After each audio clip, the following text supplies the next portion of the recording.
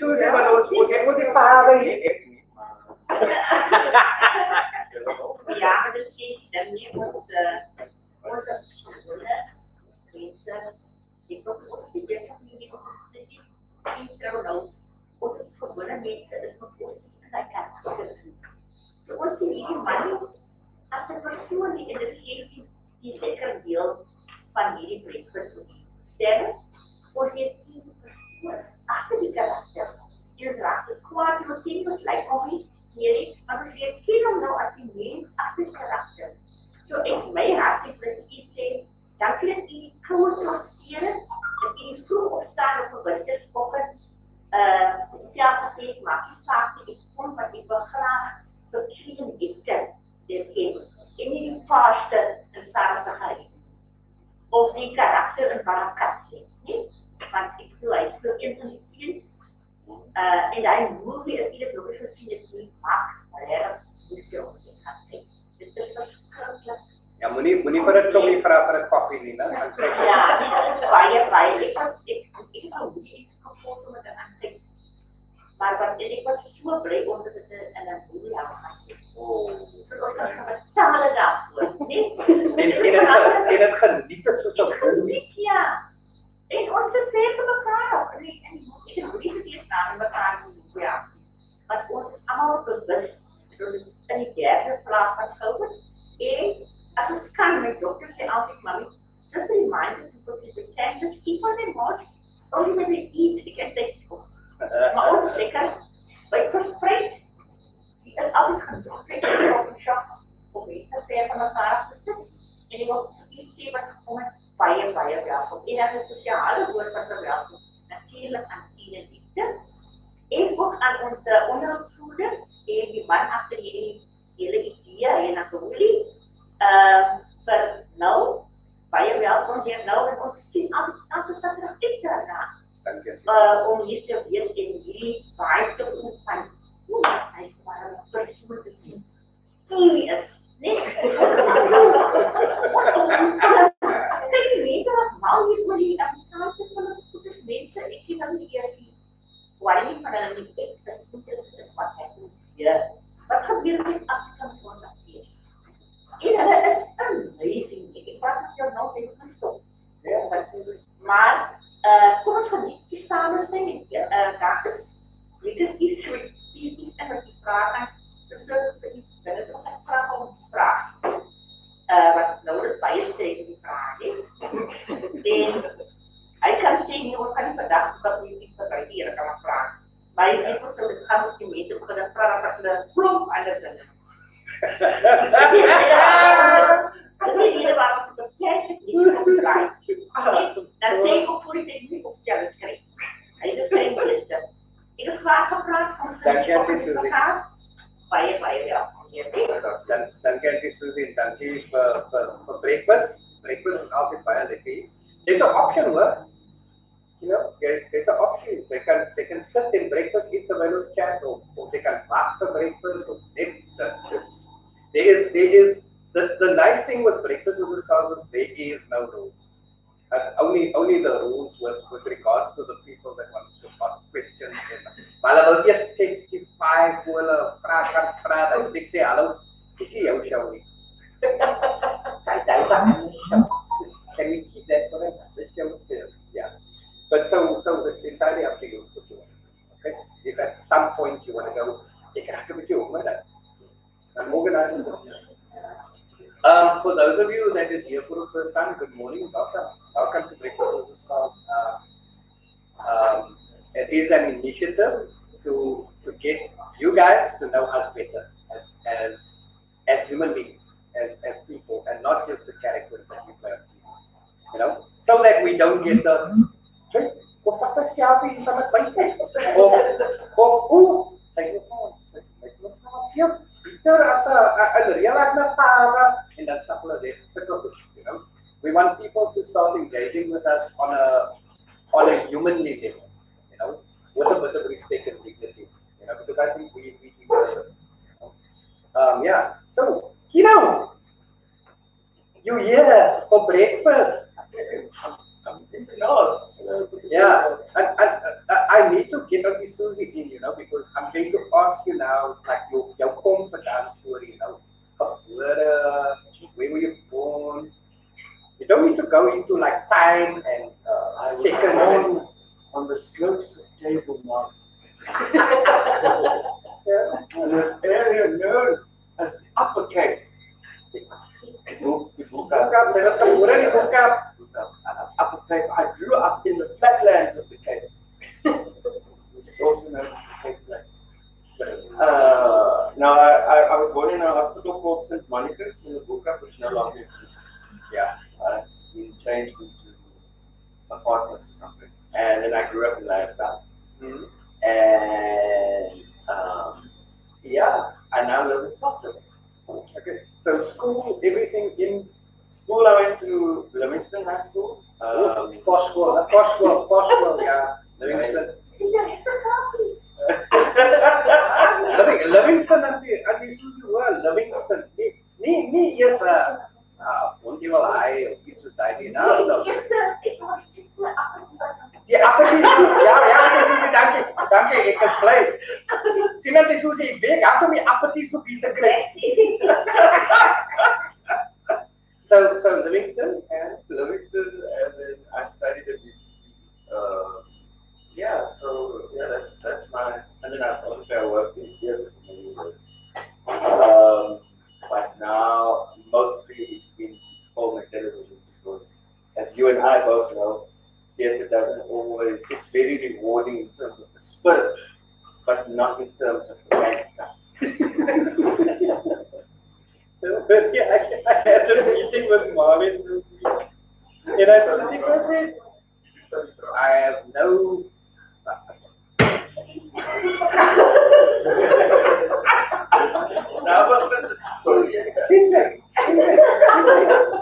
I'm just going to get you. No problem. Patience. He mentioned something and you didn't expect. It had a big boom. I studied drama. It worked. I see. When I was in matric, I was gonna be a graphic designer. Ek het my hele lewe lank dit beplan. I studied art at high school as well, instead of like useful subject. Not the performing arts now, like just actually art, which I paint pictures there by the house, but it's not fun. That's what I see. But and then when I was in matric, one of my teachers came to me and said that she wants me to try out for this program called Music Active that was done by Volkswagen in those days, and they were doing this program in 6 weeks where kids go to we did it at Zonnebloem High School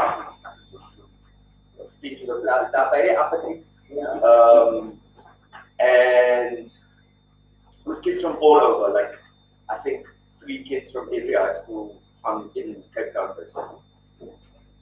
And I was one of the kids that was chosen, and you could do music, dance, or drama, and you have to choose in the first week. So in the first week, I looked around. With the drama people, it was like me, Alice Biden, and Alice to feel for my school. I'm not going to look at that. Then I looked at the music people, and I looked at sound started.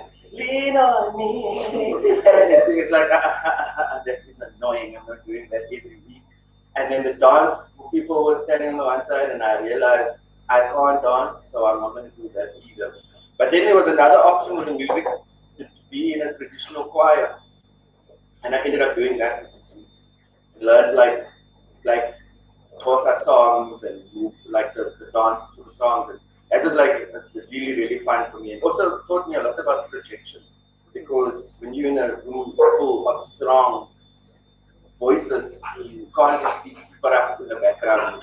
You have to project, And then we all got a chance to put together a little item of performance after the 6 weeks, and we performed it at the Baxter. I think it was like 3 nights at the Baxter, where your parents and your family and your friends can come and see what you've been doing over 6 weeks. And that's the end of the Music Active program as such. And then after that, all of the people who participated in the show at the Baxter get to audition for a semi-professional show. semi-professional meaning that everybody surrounding you is a professional person. They work at the Baxter. They are sound engineers, lighting engineers, so on and so forth. The director was the head of Cape Town Opera at the time, Michael Williams.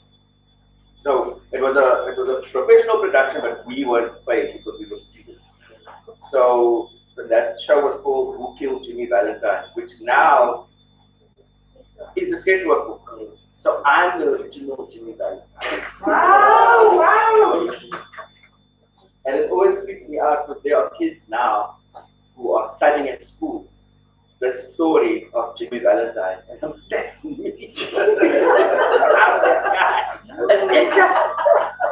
You want to come and ask me about it? Come in. That's a long time ago.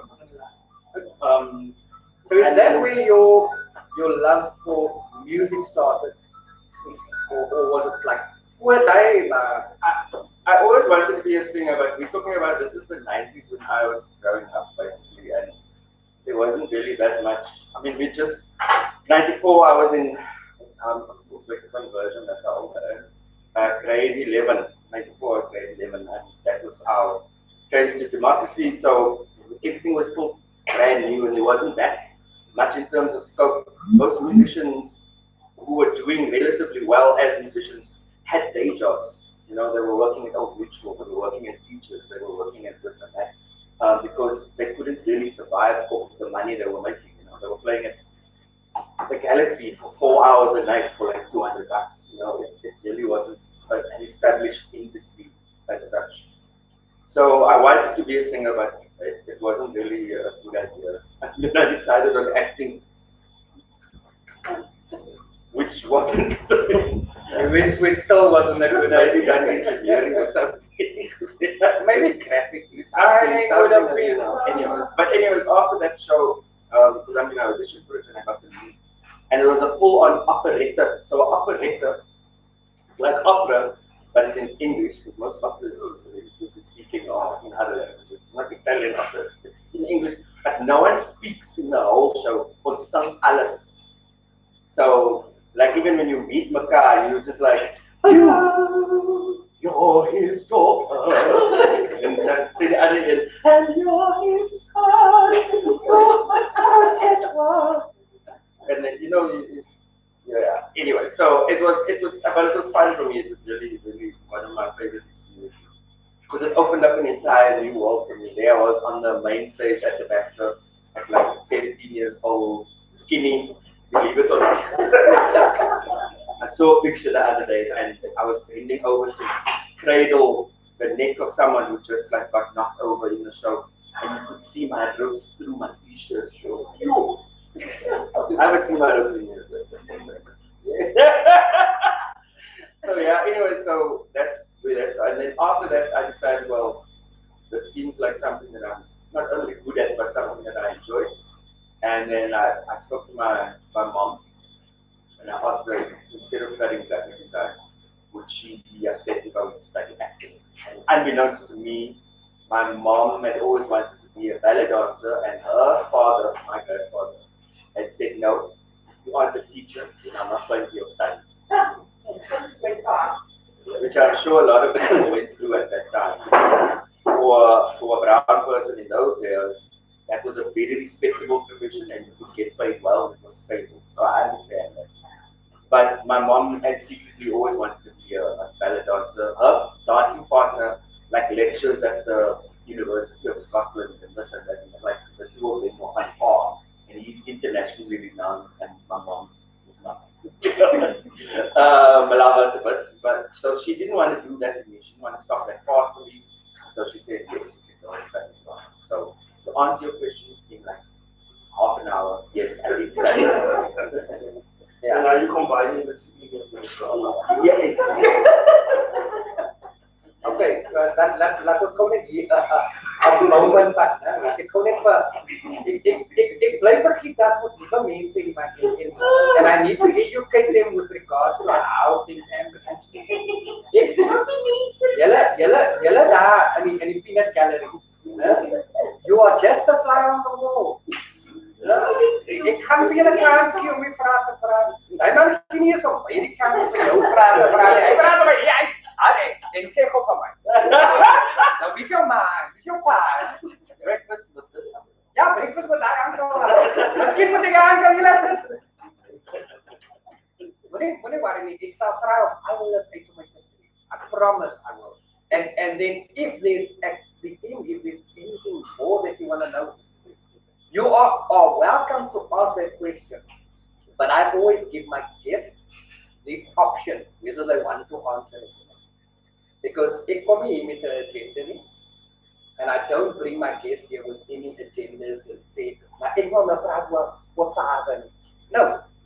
This is me and Keeno meeting up and having coffee and breakfast, and that's it. It was catch up, and I just give you a bit of a background. Ek kan hard sê. Nee, ek kan vir Juanita hallo sê, Juanita sit in Guntuken Advertising from the coffee is amazing. Yeah. And it says Broer die Moer en die Moer coffee. Broer die Moer en die Moer coffee. That's it.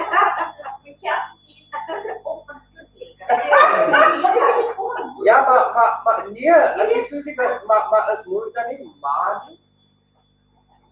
Of verstaan ek dit verkeerd? Nee, ek weet nie hoe kyk so maar ander conversation. Wat is soos ek Keeno het dit nou opgesit. Sorry. Ons gaan maar kyk. Ek advertise maar net as maar kyk. Hulle moet weet die koffie is baie lekker. Die koffie is baie lekker. Dankie. As ek instap en ek word gesê koffie ek is daar by dat punt ek word gesê ek kan nou weer jou koffie. Ja, dan sê That's how I like it. Thank you very much. I don't have to ask. Ja, it reminds me of back in the day toe ek nog 'n DJ as jy instap met jou eerste speaker dan sê jy o, hier is jou black label. En ek dink so koffie so hy sê koffie. En dis soos ek gesê ek het die original die heel eerste koffie. Ek voel nie soos die heel eerste koffie maar dis hoe jy drink op baie lekker. Ja. So ja. Ons digress hier so my vrou. Ek wil gou net eers julle weet nou almal nou my vrou is hier nie sy sit daar in Guntuken en sy geniet ons 'n klein seun daarso. So morning babes, I am pretty sure you're watching. My brother in Romania, I think is watching as well. He didn't remind me. No, I didn't Romania. He went to Romania. Sorry guys. I only had one cup of coffee. My jokes is not strong. Morning Miranda. Morning, Mr. Michelle. Morning. I like how you call it. Mom and daughter. Yeah. Daughter by law. Daughter by law. Kan ik praten aan je? Dan raak ik ook bij lopen. Ik kan lopen. Yeah. Right. So, music-wise, obviously you went to study drama, and was it mainly theater that you? So the course that I did is called Performance in Theater. Yeah. And I started in 1996. If you can cast your mind back to that time, it might be a bit murky for some of us because of the things we were doing in those days. But in 1996, there wasn't that much of a local scene in terms of like film and TV. So most of the work that we were doing was in theater. And in fact, when I left UCT, my first years as a professional actor, I spent in theater education. So I toured every little small town.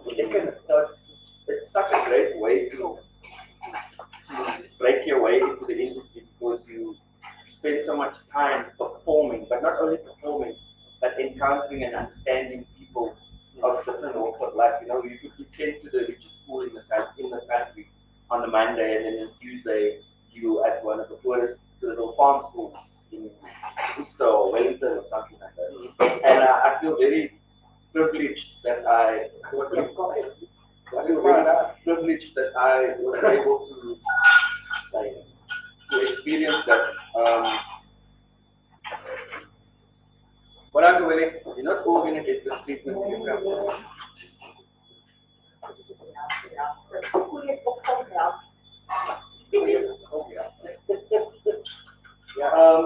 Yeah, and so basically what it was, we do a show for the kids, and then after the show, it was about life skills, about like everything, drug abuse, abuse, or whatever kind of abuse in the home, um, any sort of peer pressure issues, those kind of things. We try to cover quite a bit, and then do about a half an hour session with them in terms of discussion.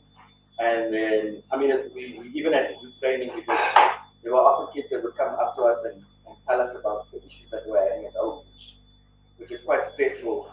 And then I worked there for about 3 years, just sort of building myself. And also, there wasn't that much work. No. It was so. I mean, you would have finished in '99. Yeah. So yeah, 10 years after me. To sekala datang ini TIE program. Yeah, I still love doing TIE because I always find that theatre education is so important because my argument, like when I started, was that we need to go to the rural areas and take theatre to the community. Because if we don't take theatre to the community, we're going to start to lose an audience here. And I've always said, if you think about rural areas, most people in a rural area want to go to the city. They aspire to leave what you play. Como say Oakip. They don't want to stay in Oakip. Their idea is, hey, so Kaap toe gaan, our prospects and our it's just so much bigger, so they want to go. But when they come to Kaap toe, because they haven't been exposed to the arts and things like that, they will never go to Artscape or the Baxter or whichever other theatre is there. Because and my vision was, if you take theatre to the people, you introduce them to theatre. So when they come to the big cities, they're gonna go, maar hier's nog al 'n groot theater. Hi, daar's Keeno. Ek het hom gesien daar by die skool. En hy was nogal kwaai. En nou sê hy 'n titel. En ek wil dit gaan kyk. So we build an audience to sustain us constantly. And a lot of people like look at me and say, "That's okay. You are nobody. You are doing man." So I still have a passion because ek kan nie meer rondspring soos ek destyds rondgespring het en mal aangegaan het. But I still have an amazing passion for theatre education. I mean, back in the day, we used to do the set work for Artscape. So you would decide which Shakespearean book or play is being done by the matriculants. So you will do a major performance either at Maynard Hall or at Artscape itself. And then you put together a smaller production where there's like 4. Now, I mean, you can imagine four actors doing like Romeo and Juliet or something like that. And you go out and talk. I think Ivan's company still does that. Yeah. Okay. Yeah, he went. Ivan Evans was in charge of the TIB program at Artscape. And when Artscape decided that, well, I can only say Artscape, but when the decision came that they closing down the drama department that was making the most money at Artscape, closed them first. Ivan sees me in the studio, who studied with me, and Sean Arnold, and Andre Samuels.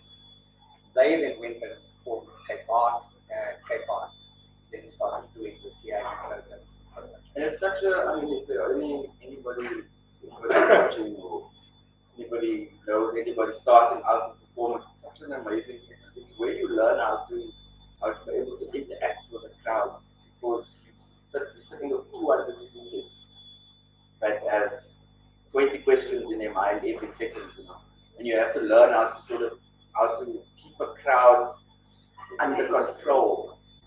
And when I say control, I just mean to be able to sort of direct the flow of things with the crowd. And it stands you in like crazy state. Like I've emceed many years ago. I emceed the switching on of the lights in the Mitchell's Play. I think it was the second one that there ever was. And literally they put up a stage at the end, right next to the what's the name of that big mall with the most recent one? No, the most promenade. So right next to the promenade in the road, they blocked with the whole road. And they put up a stage, and there was literally like approximately 11,000 people in front of it. You know what I mean? So that kind of skill that you learn with those school kids in a hall is the same skill that you learn when you're facing 11,000 people. It doesn't change in terms of the size of the crowd. It's the same thing. It's the same way of relating to people and being able to include people when you are addressing everyone, basically. And I think it's invaluable to do something like that. It's almost like you learn how to act when you stand. You learn about all the theory behind it, the technical side of things, tragedy and the Shakespeare and the movement classes and all of that stuff. But you really learn how to perform when you're performing for 200 farm kids, and most of them speak Afrikaans, but you'll show us English in it.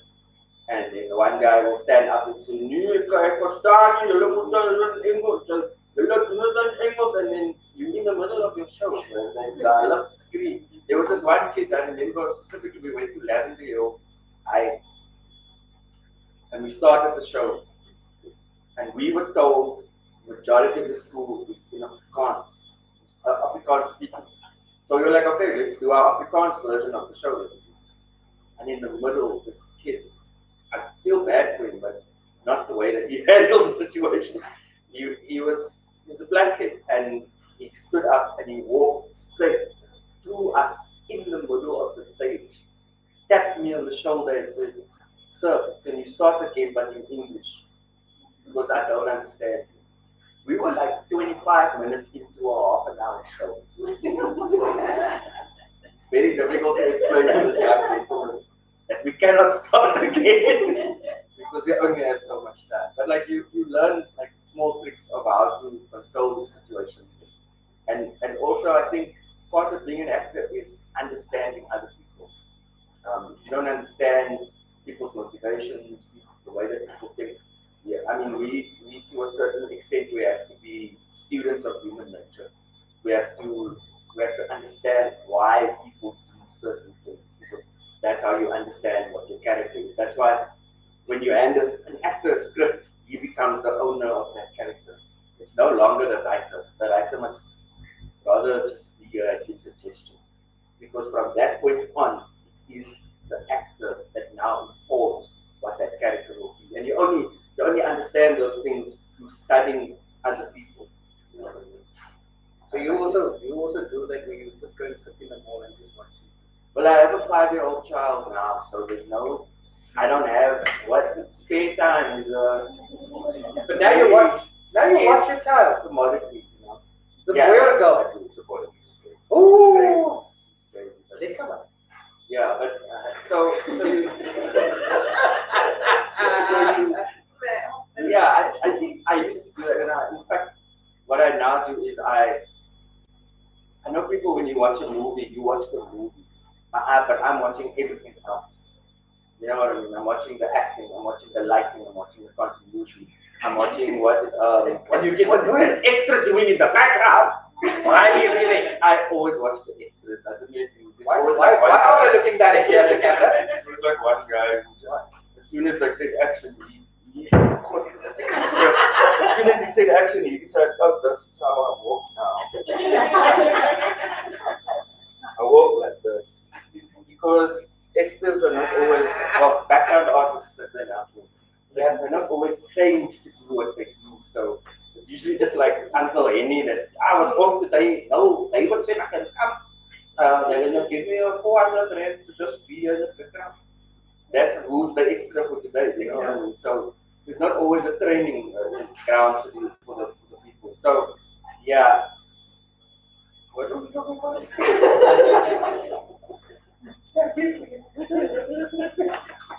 We were talking about watching people.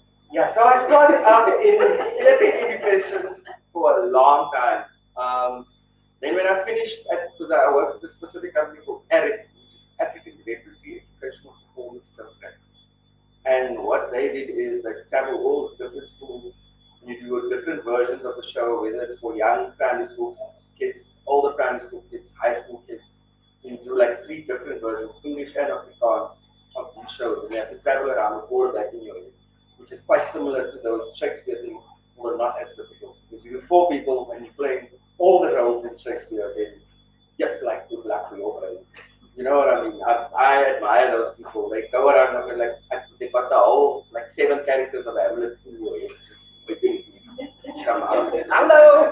Because of those set work shows, I say luckily because I love doing it. I've luckily done like five Hamlets. I don't know how many Hamlets you've done. I've done 5 different productions of Hamlets, and I've done all the roles except Hamlet. Never played Hamlet. They never looked at me and went, you are omelet. My favorite was I played Claudius at Artscape a few years ago. David Johnson was now a truck. He played Hamlet and it was a different spin in it. It made it almost like we were similar ages. I was the younger brother of the king. Okay. Who obviously got killed. And then I was like the toy boy of Desmond. You know, so yeah, exactly. But it was an interesting dynamic because David and I are of similar ages, and so it was almost like more like a meeting of equals, whereas Alex always played as the uncle versus the nephew. And that was one of my favorite theater productions. And then I decided they offered me admin basically to be a director of the company that I was working on. And I was like, I'm relatively young. I haven't performed in all the places that I want to perform. I've literally been doing PRE since I left school, left varsity. So I said, no, I'm not going to do that. I'm going to go and perform. And then the next year, I ended up doing Fame, the musical, which was the first musical I'd done from since matric, and that sort of really cemented my love for this thing. I knew I couldn't go into like a admin role with the art, and from then onwards, I've just been singing and acting about. No, that's nice. That is nice. I mean, when you talk about the difficulties with regards to the PRE program, just before I left the country, that was 2002, 2003. I did a program called the Book Project, Hands of Our Children Project. And it took us 3 years to get government to come on board. Actually, this is good. But by the time government came on board, we had 3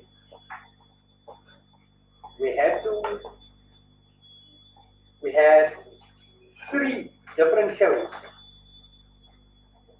There was a kiddie show for primary school, for preschool to primary school level.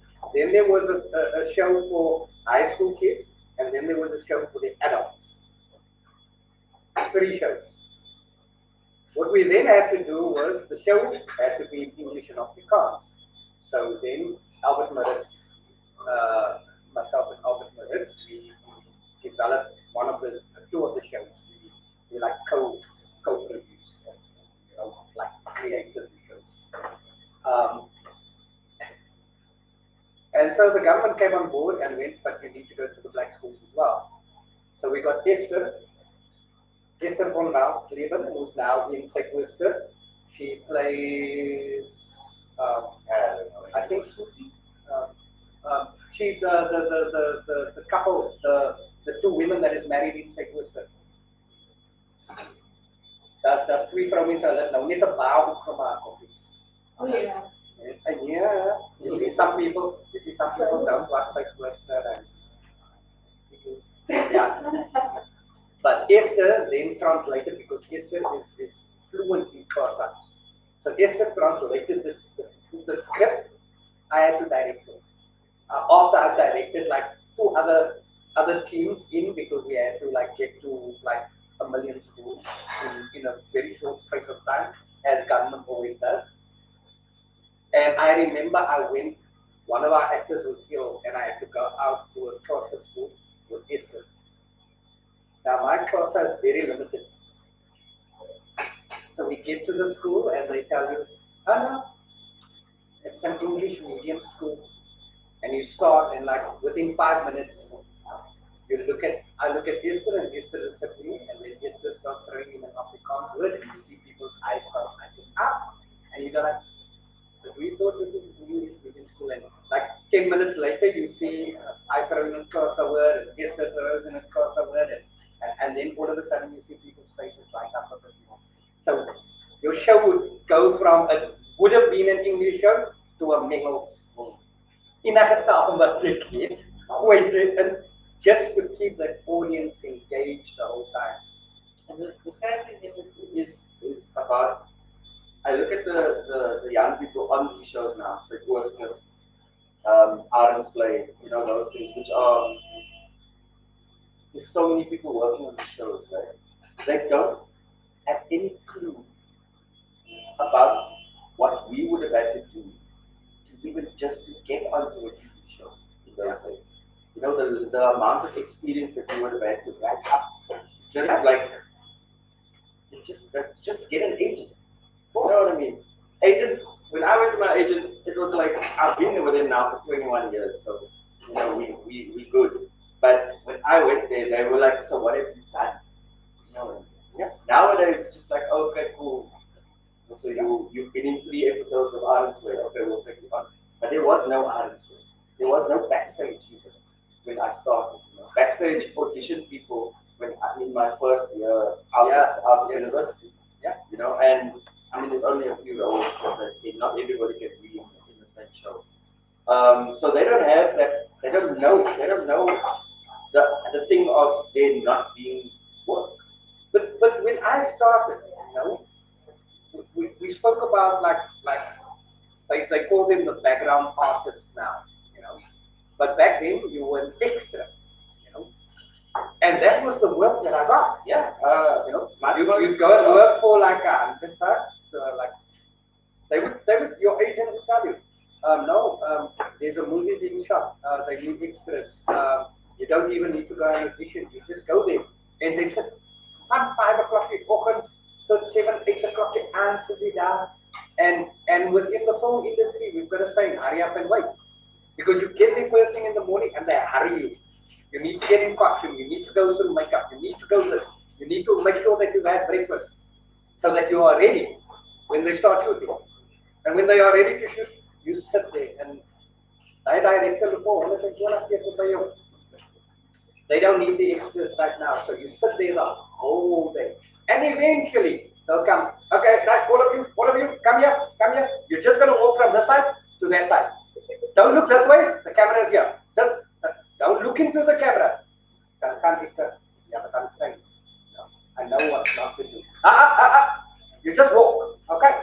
And then you walk, and they go, okay, cut. Let's start again. And you need to know exactly where you stood so that you can walk exactly again. And you do it again, and then you go back, and you do it again, and you go back, and you do it again, and you go back, and then say, Iman, all right, let's check the gates. Now, nowadays, because we shoot in digital, you don't need to check the dates. But back then, because you were using film, proper film, like 35mm film, you had to check it. You had to open the camera, make sure that there was no dust inside the camera, everything to make sure that the film was fine. And once they clear that, then you are done with shooting that little open up film. The funny thing is, I still take jobs like that. One of the weirdest jobs I've ever done. Also, I had to be there at like 6 in the morning, and it was on the farm. It was up in Lawrenceburg. You know where Lawrenceburg is? Like, if you get to Somerset West, you're still going to drive for another 15 minutes before you get to Lawrenceburg, probably 18, right? And we were shooting there that day. So I get there at 6 in the morning. I know I'm playing a priest. I'm not typecast, they just hired me as a priest for this job. And I knew it was for Netflix. So he was excited. Netflix, you know. It's Netflix, so I'll do it, yeah, whatever. And it was called The Siege of Bethlehem. Okay? Yeah, it was one of those really active things, you know, in 1967. There was a 4-day siege of Bethlehem, which, you know, anyways. So this was the story of this church where this priest had put up 4 or 5 terrorists had come for sanctuary to the church, and he kept them safe in the church. Now, hearing that, I thought the priest was going to be one of the main men, but no, he was not. He was not the main men. I should have known when they didn't give me any sides when I got there. They were like, no, you'll be fine. I was like, okay, no lies. I got my normal rate, so I was happy. You know, I got my normal international pay rate, so I was fine with that. I sat there from 6 in the morning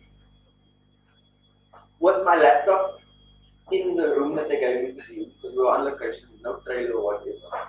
In my little camera key there with my laptop, watching TV series until 5 the afternoon. Right? Now, in film, you have a 12-hour day. That's normal. So if you start at 6, you're supposed to finish at 6. If you don't finish at 6, then you're supposed to pay you overtime. So sometimes you want to go fast because you want to overtime, but sometimes 12 hours is a hell of a lot. So you just like, okay, you finish at 6, whatever. But now it's 5 o'clock. And I want to be in this Netflix thing. I've been here since 6. Right? Hello. So they call me at 5:15. I'm like, okay, 45 minutes to get everything that I need to do on camera. I still asked the first assistant director, do you think we'll have enough time? You will like, look at me like, yeah.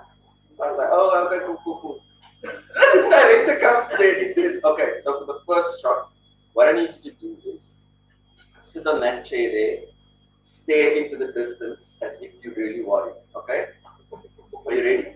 So I was like, that's it. He's like, yeah. I was like, okay, I can do that. It's cool. I sit down, they say action. Okay, look to your left a little bit. Look to your right. It's 5:1. It's like, cut. Thank you, Keeno. That was brilliant. We appreciate you coming in today.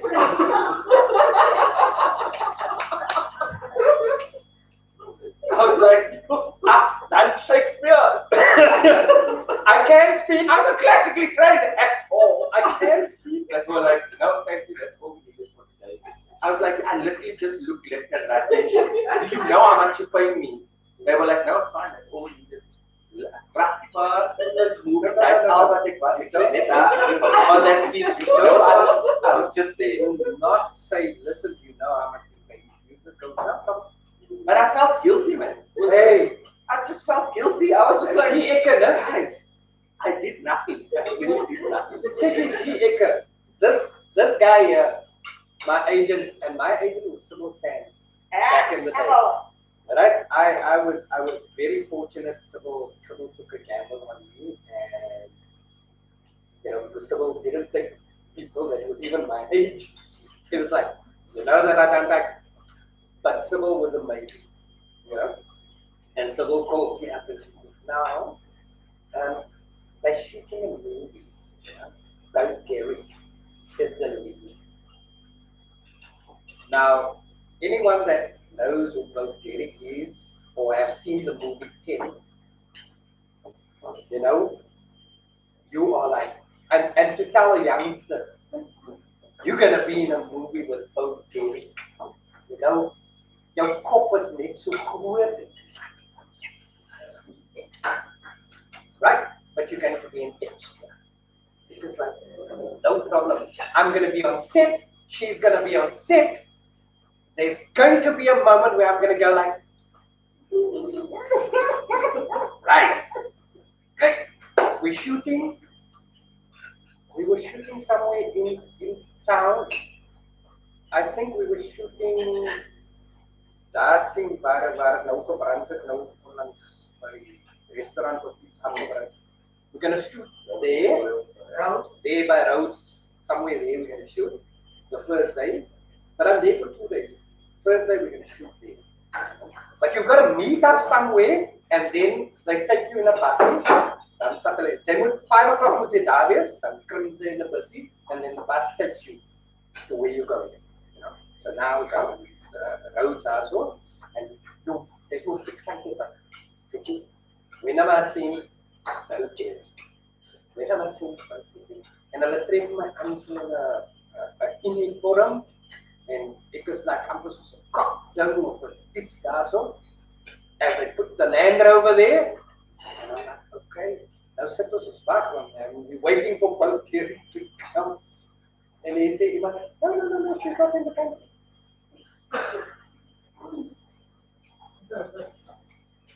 I'm like, what?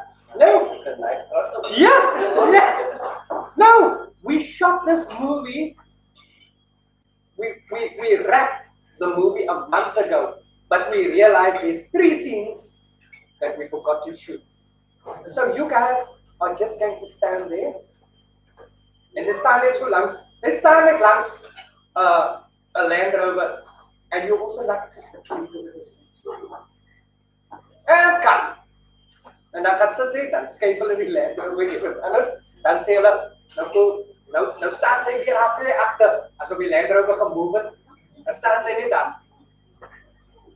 En kan. And we did that. We shot the first day there at Rhodes, and the second day we shot in the gardens. In the gardens, hoe hulle daai reg gekry het om 'n Land Rover daar by die pond, daai groot pond wat hulle daar het, die Land Rover daar, en dan loop jy net so, jy loop so daar, so by nie, and cut, and that was it.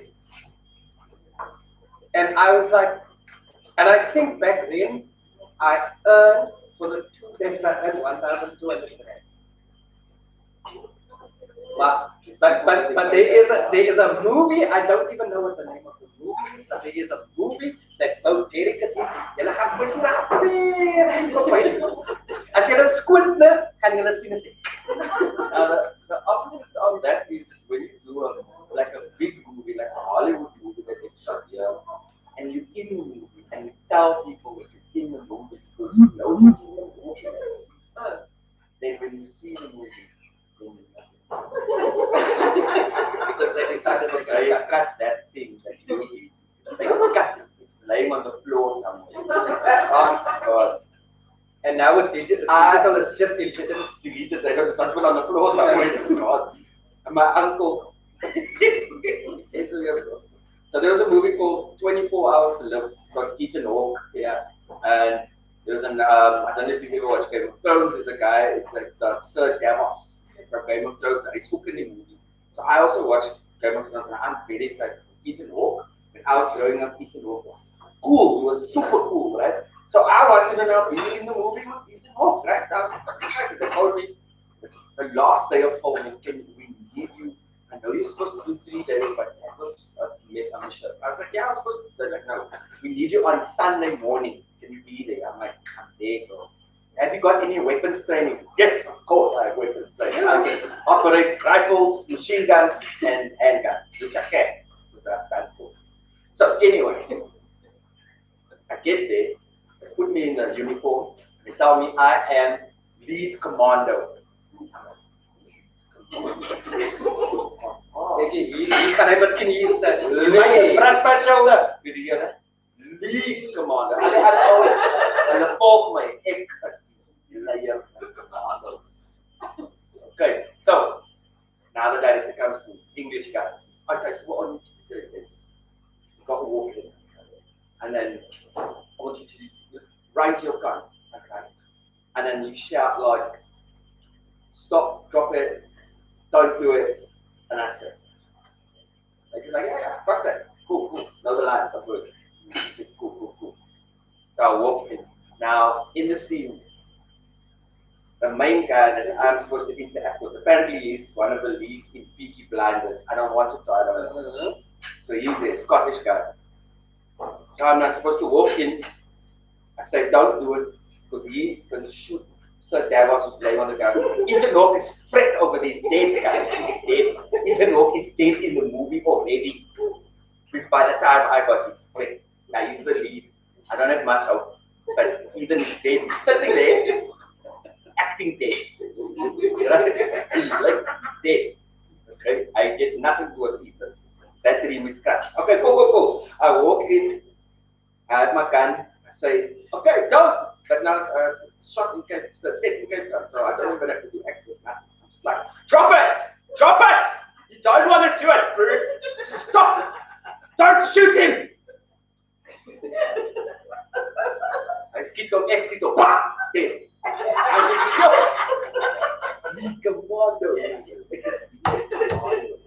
But now, in my mind, I shot that guy. It's one of the leads. I shot him. So it was a movie. Because I shot. Am I wrong? Otherwise, how did the movie? Lead commander. How did the movie end? If they don't show me shooting him, I shot him. I tell my whole family, guys. I mean, my Facebook post. Guys, I've seen this movie. 24 hours to live. You check the end. Just watch the end. There's no way. My uncle phones me and says, look here, your cousin downloaded this movie that you can. I'm like, yo, uncle, now how can you not download it? He said, I'm kidding. He's like, nah, Ahmed, whatever. Download this movie that you're in now. I watched the whole movie. You're not in the movie.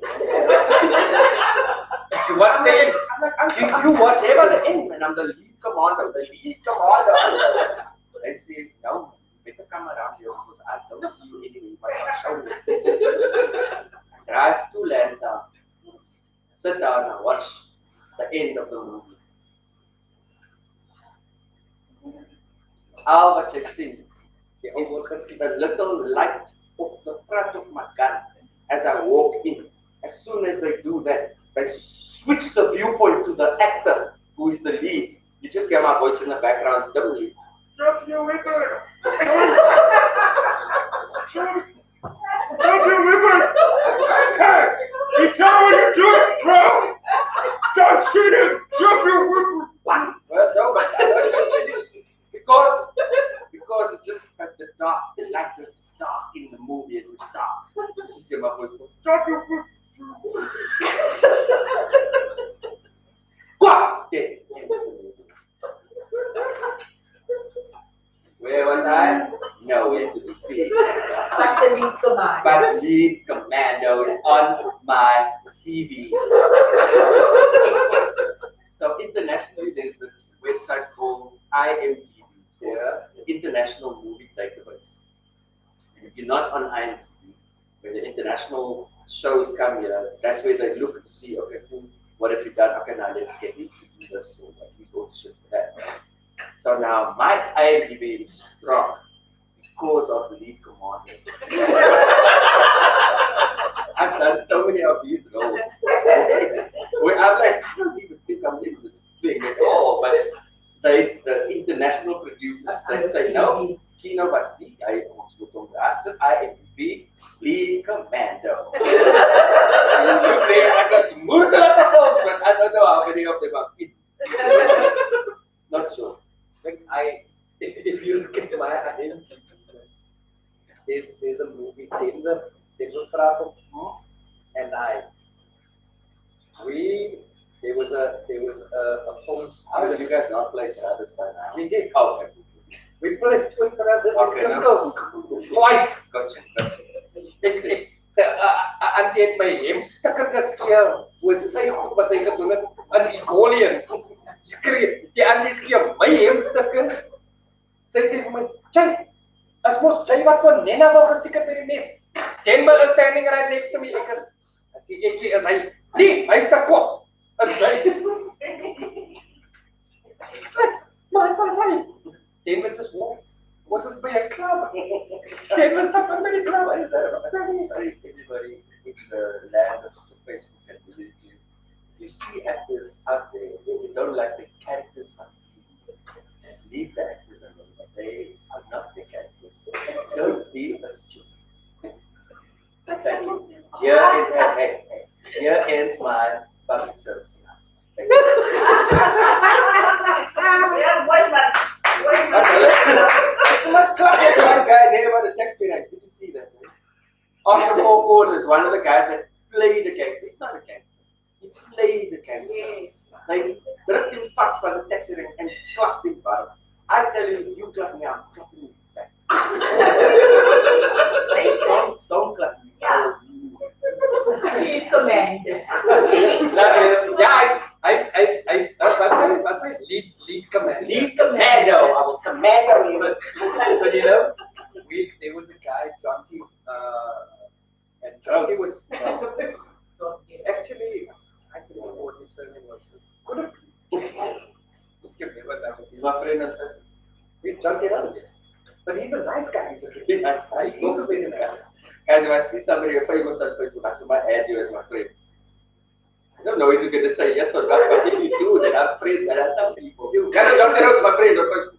He's my friend. You see, that's why I love Keeno and he added me also. But I knew. But yeah. But Johnny was a film student and he had to come and shoot like his final project. He had to come in Kaap. I was in London film school. I was in Kaap and I brought him and we need to play this. And the movie is called Going Straight. It sounds ominous, but Were you before this one? it's a short movie about this gang, you know. But everyone in this gang gets hooked on like a little soapy. So the big boss raakt nou 'n bietjie moeg vir die mense wat they no longer doing gangster stuff. They are just watching the soapy. So he now gets to the point where he says, okay, we now need to downsize here. A couple of people needs to be retrenched, etc., etc. So, and then he decides, I can't remember Denver retrenched my people was a severance packages in TV. So if the TV is out, then the rest of the gangsters will go on to be gangsters, maar ons wat nou die TV. Kyk nou, dis so met hy ou TV's that we go with and we, you know, trying to get signal because Denver en ek try nou om die soapie weer te kyk. So we stand there with the aerials and we take a stand up to jong was. I say, go over left, go over left, go over. Stop, hold it there, stand there. So I cannot in TV see but they started telling when we did that in this movie. And then we decide, but what's material way? Because we need to pay for the electricity and we want to also have the TV repaired now. So we take the TV into a repair place and we decide we're going to have a job and we go to a factory. Ons gaan na katte kyk. It was the safe in the movie we realized that these red means is 'n katte wat hier na toe kom. En as ons een van die katte laat wegraak, ons gaan die lewe ons nou die katte. Dan gaan steel ons die kat. Dan wat ons doen sê vir ons 'n reward offer. Kom ons miraculous die katte. Dan betaal dit ons. En so maak ons die geld om die TV reg te maak sodat ons so we can kick. So it's like plausible. So it's going straight. You know, ons is gangsters, maar eintlik nou soos nie gangsters nie, going straight, we're gonna go and work in this place. It was very good. But so we did this movie, we shot it in about a week. All of the scenes are shot late at night, early morning. Ons was daar op Strandfontein se beach. Vroeg in die oggend om te gedeeltes van die geskied. But if you go on IMDb, I think you. That movie is there. There's another thing. While I was in Wales, where someone came and said, "Do you want to be? Are you busy? You've done acting, haven't you?" I'm like, "Yeah." We're shooting something. Are you available? I'm like, "Yeah." Who's it for? No, it's for Virgin One. I'm like, thank you. This is what now that is your Sky channels. It's got Virgin One and all this. Now if someone, it's like if someone says to you, do you want to be in a Kids thing? Then you go, yes, TV, yeah, because it's a paid channel. So when they go Virgin One, you go like, okay, and it's called my hostage, my holiday hostage terror, something like that. And it's a reenactment, and they had us there in the hills of Wales,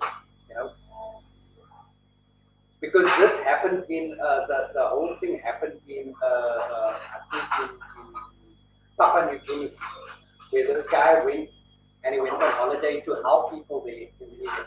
And on the last day before they had to go, they had a party, to say, wow, you guys did great work. And then the insurgents just came and took them all hostage. And they kept them hostage for like a long time. And there was points where they all thought they were just going to get killed. And then eventually the guy just let them go. But they were like kept hostage for like a couple of months. So ek is een van die ouens cowboy leef met so 'n kort broekie aan jou. So stewige broekie wat hulle my gegee het met 'n paar tekkies aan wat lyk asof ek al vir 20 jaar tekkies het met 'n spies, en 'n look was hard in iemand op jou. Ek het later gesê vir my vader. En dit was net vir my. Ek is expecting to know but yeah, that's also what I am doing. So like because as a guy, I say, ek het niks gesê in daai hele ding. So nou en dan because you don't hear my voice even you just see me like. I am in a movie with Vin Diesel called Bloodshot, which is relatively recent. Yeah. I am technician number 1. Everybody else here after me, they don't even have a name. I am technician number 1. He is number 2 or 3, ni number 1. In the movie, I had one line. Okay, one line. It was, "Yes, sir, I'll do it now." Okay, accent in Alice. That the line is not in the movie. Anyway, it's been taken out. So all you see me doing in the movie is this.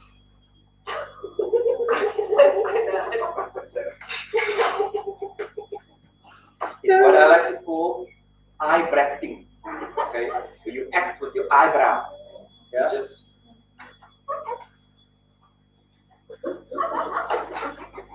Jadi lainnya nih. So jangan tahu.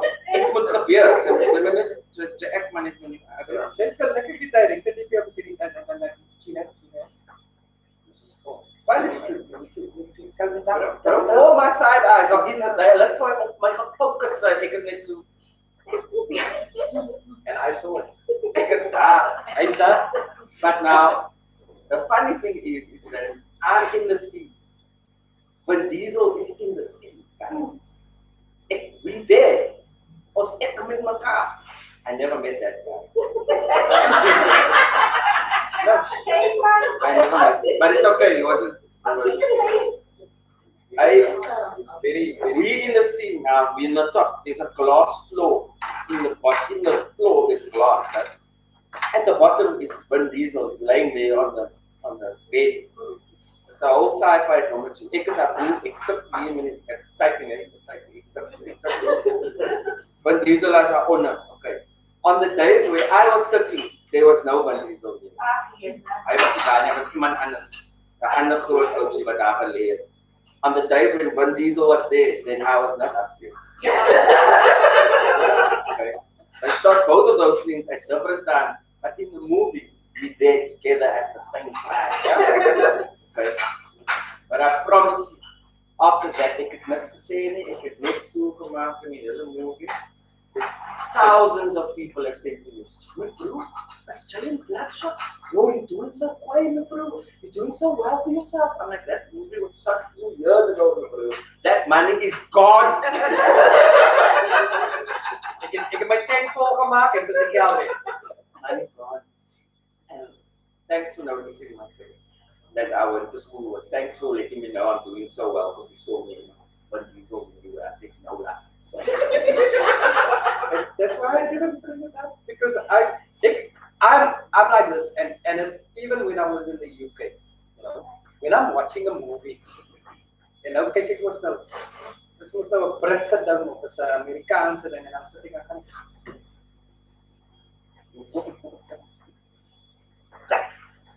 dan vra my vrou en nou as ook Keeno.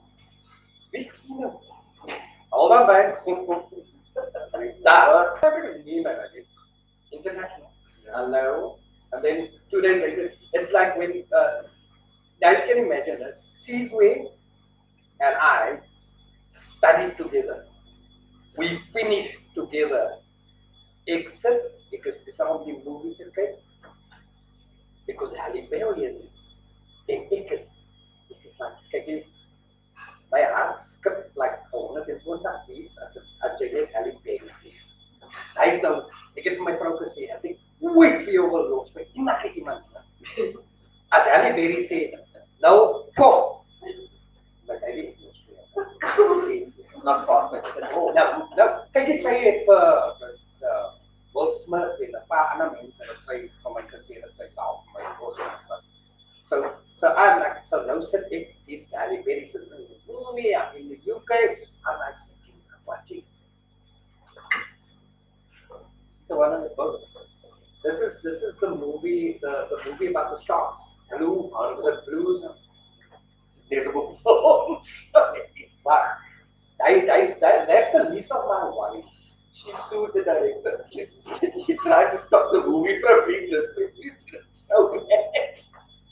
Maar kyk, ek sit daar, ek kyk nou sê ek, okay, let's see what it's like.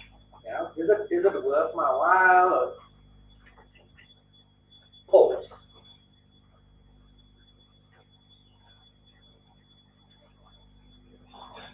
That's my problem.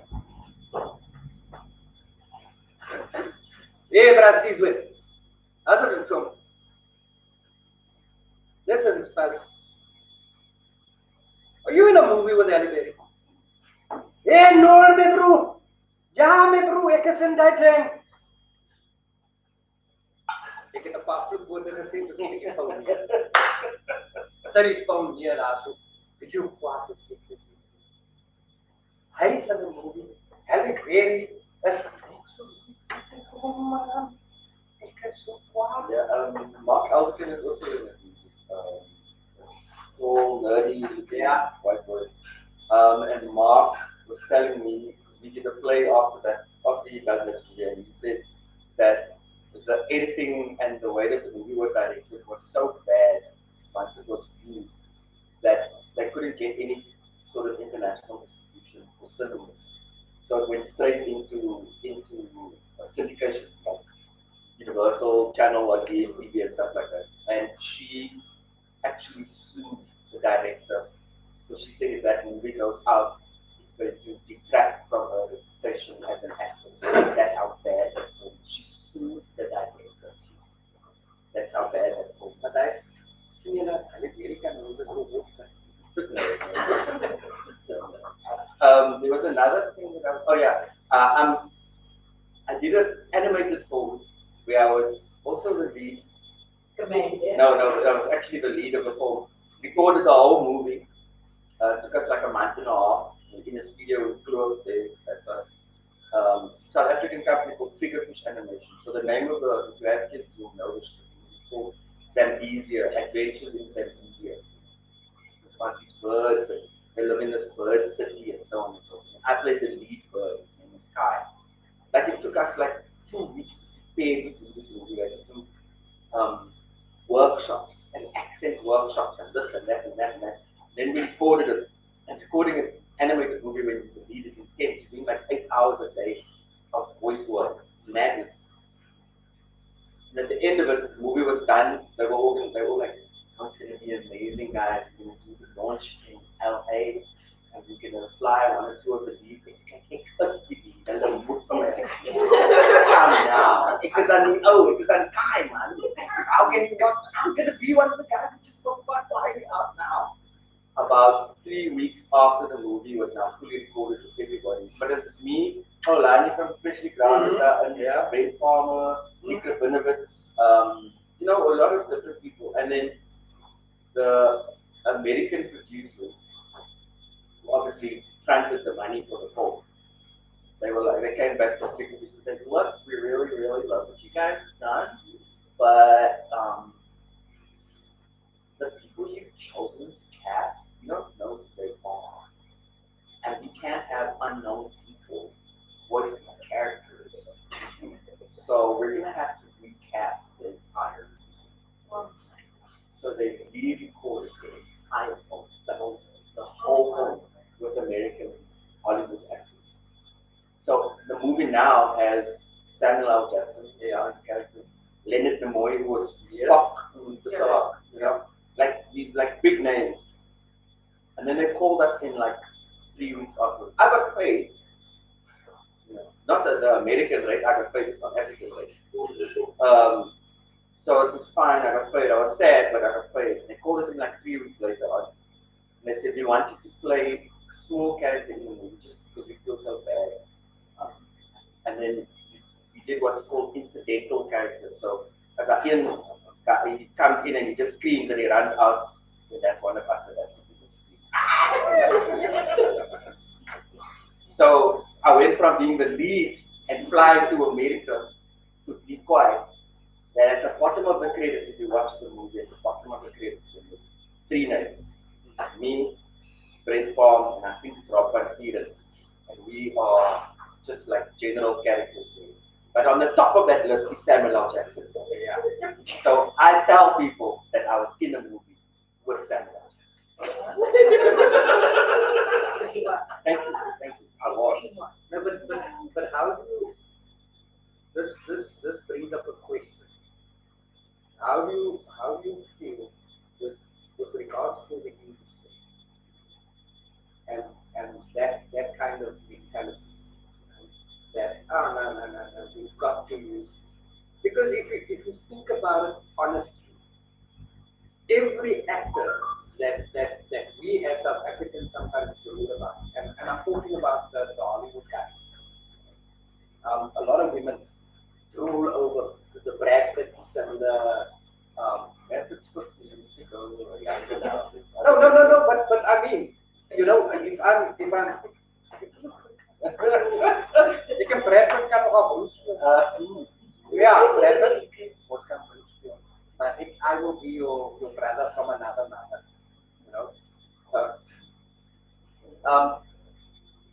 how do you feel about the concept that we've got to use like a Brad Pitt, or we've got to use like a Samuel L. Jackson? Because before Samuel L. Jackson became Samuel L. Jackson, he was us. Yes. The very first time on the set. Samuel L. Jackson's career really only, like film career, only started when he was about 41. When he did, I think it's Jungle Fever, Do the Right Thing. It was a Spike Lee movie. Yeah. And he had just come out of rehab and he played a heroin addict. So it was very visceral and believable and real. When people watched it, they were like, oh my God, this guy's so good as playing a heroin addict. Olsen was actually a heroin addict at the time. and he just come out of the and that's why he was so easy at the role. But now obviously we all know Samuel Jackson just plays Samuel Jackson. Like swears as much as he can. That's what he does. But I think when it comes to stuff like that, you have to look at even local productions. I mean, sometimes I look at some of the stuff and I'm like, it's not so great. But it's about your face. It's about what people. I mean, let's be honest here. If Maurice Page was sitting with us, this would have probably been. It's just one of those things. You just have to look at it. No, I'm fine with it. For me, the work is the important thing. It's the work. It's doing the work. When they phone me and say, "You want to do a movie?" I'm like, "Yeah." I don't ask, "Am I going to get interviews afterwards?" That's stupid. Am I going to get fame? That's not. That is a side effect. It is the work that is important for me. This for me is fun. That's why I will do something like this because I don't get. People don't ask me about these things. They don't ask me these questions, and that's okay because I'm not there for that. I'm there for the work. You know what I mean? Luckily, I don't know how you look at it. I've gotten a lot more publicity now because of Barca, because it's all over the place and in cinemas and so on. And I'm getting a lot more sort of interest from the press and interviews and things like that. But it doesn't matter because 2 weeks from now it stops. And then what? What are you going to do? You're going to carry that attitude around with you all the time. That Jay's quiet, you're better than other people. No, that's stupid. Because it's just work. You just do work. What are you doing? You're not saving lives. You know what I mean. Yeah, that is why. I'm not a surgeon. I just act as other people. And that's why I get so annoyed because there is so many other actors that we can utilize. You know? I mean, one of my major disappointments in a movie, came with the movie Standard because they had to use an American actor in it, and my wife and I still have this major debate about that movie. It's Thomas Jerry. I can't remember the but they have to use an American actor, and we still believe that the best person to have played that part of Andre Standard is Alvin Mills. South African actor, he did the play Standard. If you have had the privilege of seeing the play Standard, you would have sat there and said, I am actually seeing Standard. I'm watching you, I'm taking you. Alvin took, he took you on the journey of the transformation of that man. And that was what the movie needed to be all about this guy that went through this transformation. And when the movie came out, everyone said to me, you guys watch this movie because it's about this South African guy, And when I watched the movie, I was like, no, I'm not liking this. I'm not liking this because here's an American trying to do a South African accent and he's getting it wrong. That's not, I don't know if I've never seen. I've never seen someone do it well. I think Orlando Bloom in Zulu did it really good. That's pretty good. Yeah, that's it. But it's like when people ask me to go and do, now can you go to casting? Now do you do a British accent? Yes. Okay, so do a British accent first. I'm doing it right now. What do you mean?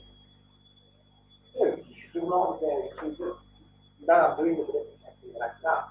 You go to certain parts of the UK, this is how people sound there. And I'm hey, rather, there's some people that sound like that here in the UK, hey?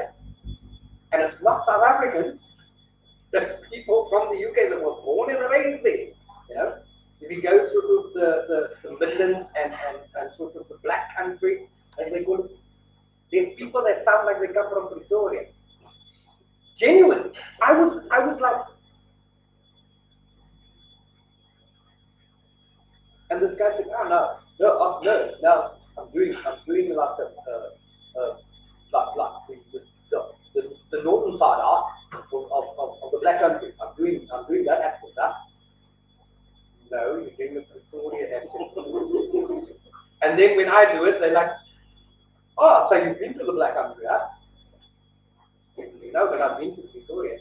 You know, and it's so, you know, sometimes I almost have this feeling as if we are putting so much emphasis on let's do this accent, let's do that accent, let's do it, you know, for us as South African actors, that we get to the point where, oh, but you can do a British accent, but you are not actually the right person for the character.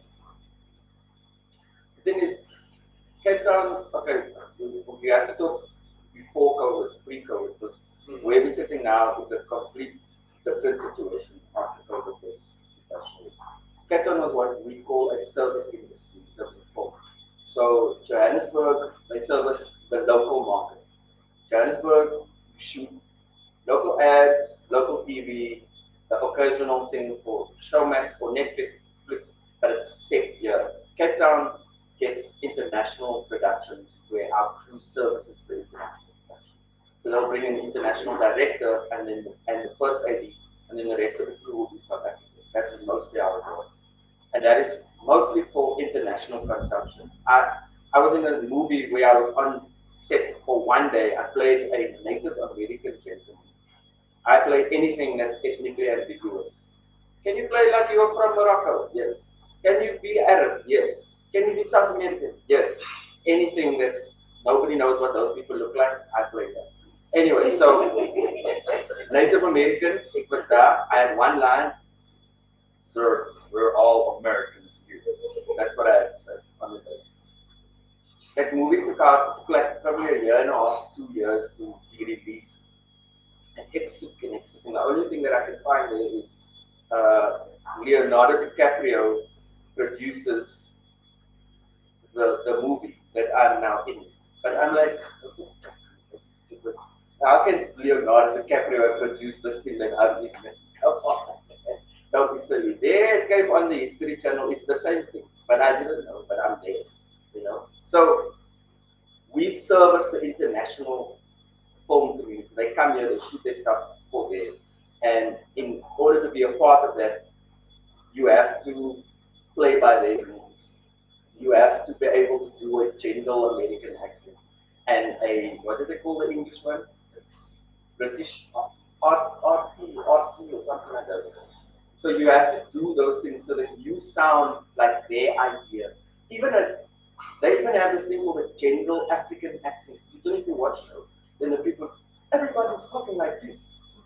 And yeah, I'm from Nigeria, but we're all talking like this. They don't speak like that in Nigeria. But that's what Americans think Nigerians sound like. You know what I mean? So they sort of almost force people to speak like that. When I did that animated movie, we had to take American phrases. So the way that you have to understand an American accent first, and then change that to sound like African, which, what is that? Massive continent. You can't even sound South African because there's just so many different accents. But they, in the thing, they forced us. So let's say you have to do, the sentence is, I wish I could leave this place. Now, in an American accent, you would go like, I wish I could leave this place. So the Americans don't do, like we emphasize every single sentence, word in a sentence. Americans choose one. They go, I wish I could leave this place. Everything else is sort of trails away.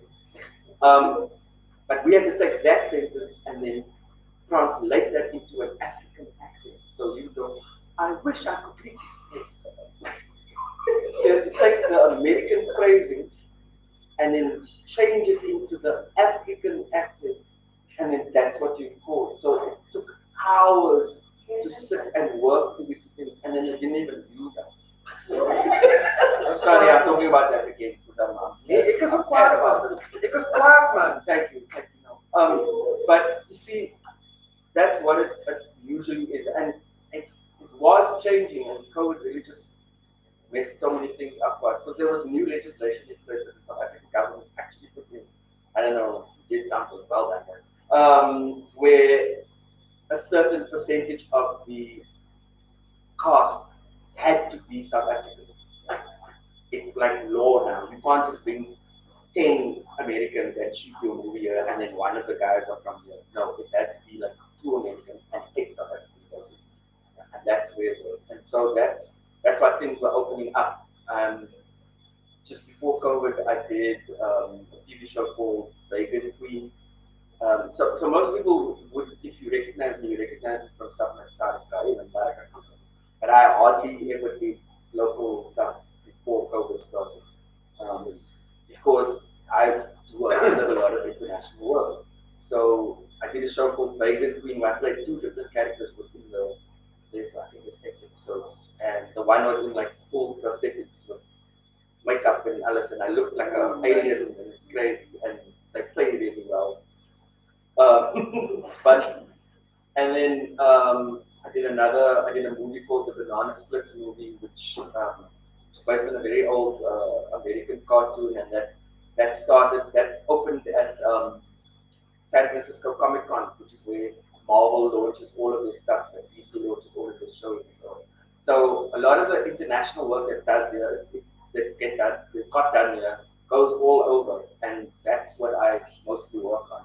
And it's also, like you said, it's because I'm relatively good at accents, and that's why they look at me in the first place. There's directors that come here, they send me a message because I've stayed friends with them afterwards, like, can you do a Virginia accent? And I'm like, yeah, I can do that. And they're like, okay, come and see me. I'll be there on Wednesday. Come in. I'll give you the scene. And I'm like, cool. And I go home and I sit with YouTube and I just try and learn. It's just one of those things. The same thing for me with Afrikaans. You can hear it's Engels beter than Afrikaans see because it's so fluent in town. Because I grew up speaking Afrikaans. I mean, speaking English. But I had to learn Afrikaans as an accent. Because I didn't speak Afrikaans growing up. You didn't take it. So when you see, somebody said to me the other day, they were like, "Jy het nooit 'n gangster gespeel." I said, "Yeah, because I don't look like a gangster firstly, and secondly, I don't speak Afrikaans like a gangster. I speak of the Afrikaans that I learned when I was in Pretoria. I worked for Keeno. Ja. Ik heb net gewerkt. Vir 3 jare. Ek was 'n stasiestem vir Keeno en Ja, so toe ek daar begin het, kom ek en sê ek wil kyk lekker, kyk meer, kyk saam, met kyk net en kyk. Toe sê ek, no, sorry, no. You can't say that. It's like, well, what do you mean? Jy klink asof jy van die Kaap afkom. It's like, yeah, because I do. I just moved from Cape Town. That's why you called me in, that you wanted me to sound like, nee, en soos kyk net klink. It's like, what is that? Kyk lekker, kyk meer, kyk son. Met kyk net en kyk son. More and more. My more and my poor. So that's like a dialect in Pretoria. That's how. So that's how I had to learn to speak, volgende of kyk net en kyk. Help them. And my oor is like groot. Whatever the name of the movie was. But like I had to learn how to speak like that. I had to channel my inner Sewende Laan and speak like that. So even for me, Afrikaans was an accent, and that Kanika Adams actually, she sat with me one day and she said, that's Kanika. Why do you have so much trouble? And I'm like, because I didn't speak. Ek sal net sê van dit. Ek het nie gepraat. Ons gaan vir jou ook op die stoel kry so. She's like, I didn't speak English. I spoke English very up. She's like, yeah, me too, friend. And I'm like, but you don't have problems. She said, yes. Because years ago I decided I don't care. I just speak. I was like, what do you mean? She said, they hired me to do this job. They hired me. So when I'm on camera, they get me. That's how I speak.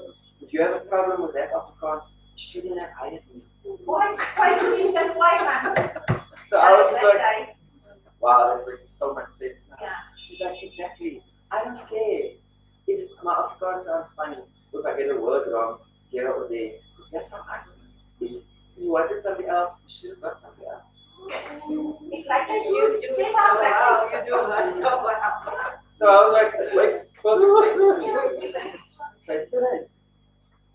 It's like, yeah, it makes sense. I approach Afrikaans work like an accent. I sit with my script at least an hour to 2 hours before I go in the next day. Because it takes me so long to learn the lines. Because I don't like to go, if you don't know your lines like 100% when you get to sit, I get I get anxiety if I'm not 100%.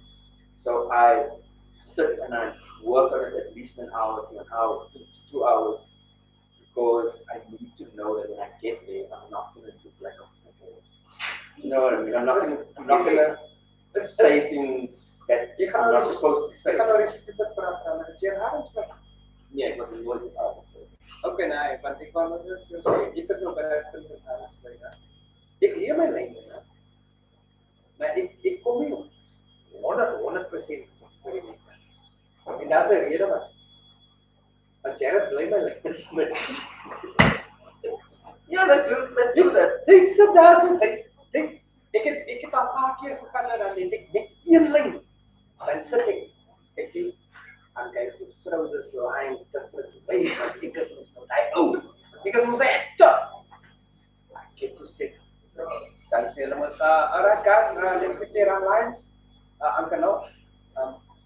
Daai lyn wat ek kan nou sê, sy sê dit nie. Wat sê ek? Net sy sê niks. Thanks for having me. Appreciate it. Okay.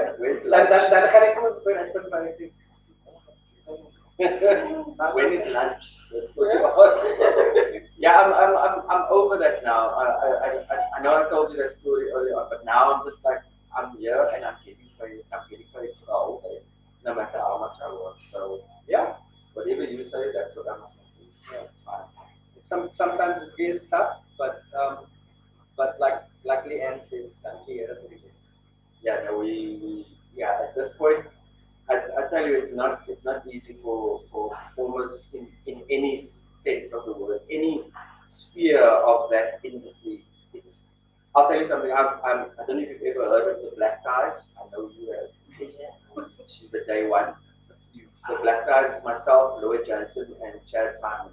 And ons sang samen voor 15 jaar. By the end van die jaar is het 15 jaar. BBS is our anniversary.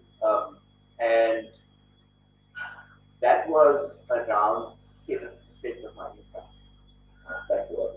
We've been together for so long. We only did corporate events. So, and big companies, Vodacom, NTN, Sanlam, whatever, big corporate companies.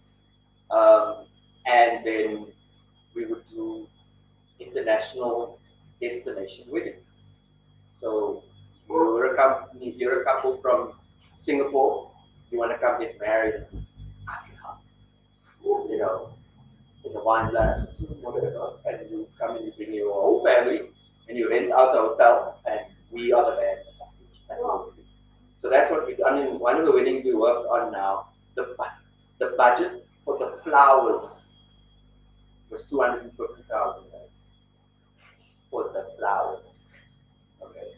The band that was coming on after us was Mafiki Solo. Like these people, the budget for the wedding was around 1.2 million.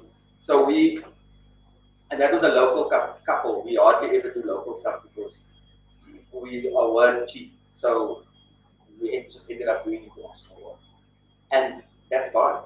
All of that. Nobody does corporate events. No. Because you can't gather. You can't. People are working from home. They don't come in on a Friday afternoon and have sundown. Nobody does that. It's gone. It's gone. It's not like disappeared to a little. It's gone. It's gone. It doesn't exist anymore. Nobody has weddings that has more than 50 people, and they're definitely not hiring a band because it just doesn't make sense. Now you have to add in the 4 instrumentalists and the 3 vocalists. That's 3 people. That's 7 people from your 50 people limit.